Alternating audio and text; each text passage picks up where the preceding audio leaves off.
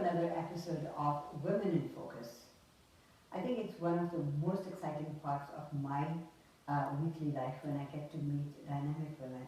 And one such woman lives in Seattle, Washington, and I got to meet her and I thought she should be our Woman in Focus and you should know who she is. Her name is Dr. Roshni Sharma, and let's find out what makes her tick. Dr. Sharma, you're most welcome in our program.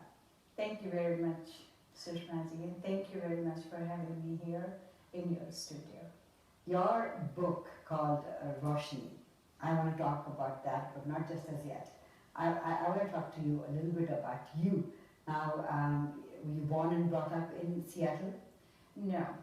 I was born in Delhi and I was brought up in Rajasthan. Oh, wow. As you know, in India, depending on where your parents are working, and in those days, father used to be the main provider. Right. My father was in civil services. I see. And so most of my education I can recall can be summed up in Jaipur. All right. University of Rajasthan, that's where I went, did my bachelor's and master's in literature. And then that's where the education is. So now when you say your father was in civil service, does that mean that wherever they're posted, they have to take the whole family there? Initially when we were in elementary school, that's why it's very hard to find old friends for us. When we were in elementary school, we could afford to move around with my father. And then eventually when he realized we were growing up, he tried to settle down. So he also later years mostly stayed in Jaipur or around Jaipur, and if he'd go to other states, he'd leave the family with my mom. Right. So is it a small family? Is it a large family? My family is fairly large. I have, my dad was the only son of his family, which was very unusual, and he was very lonely. So when he got married, he decided that he's going to surround himself. So we are 2 sisters and 4 brothers. Wow, that's fantastic. And I'm somewhere in the middle. So the family dynamics must have been beautiful to grow up with brothers and sisters and be educated there. What made you come to America? Well, unfortunately, as I told you before, I got married to an army officer. I see. And had a beautiful 9 years of married life. I have 2 children. And then all of a sudden he passed away. Oh. And so I decided to move back. I was teaching as a department chair English literature in Sikkim when he passed away. I decided to move back to New Delhi where I thought maybe it'll help me to forget my late husband and start life with the children. Got a fantastic job at Times of India. I used to write a center column which was about everyday activity in other people's life with a little humor touch.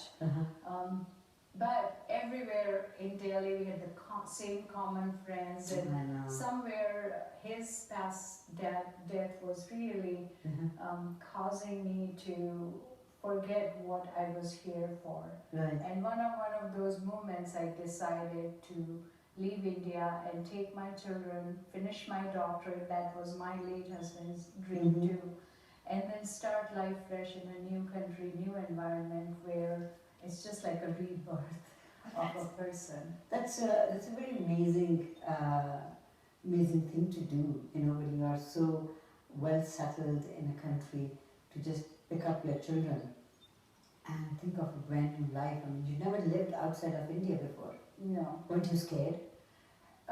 Yes, a little bit, but I thought what worse would happen other than, totally living in a very solitary life. In Delhi, I was very lonely.